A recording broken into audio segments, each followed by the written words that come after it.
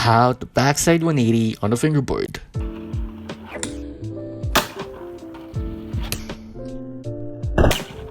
First, let's talk about the finger position. So for a back 180, just like an ollie, you want to place your middle finger at the center of the tail, and for your index finger, you want to place it just below the bolts. And this is the placement for a backside 180, what it looks like.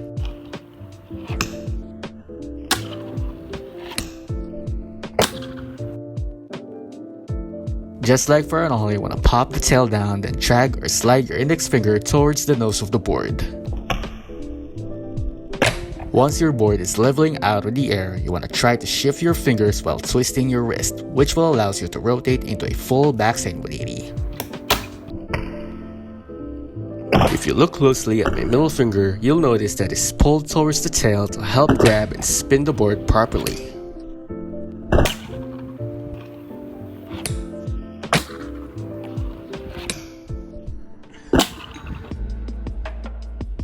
A good way to get comfortable with a back 180 is try to scoop with your middle finger just like this.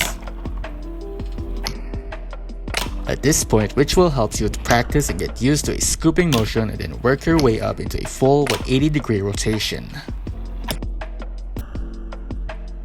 But if you want to add more stylish to your backside 180, you want to make sure that you're leveling out of the board, land it, and roll away.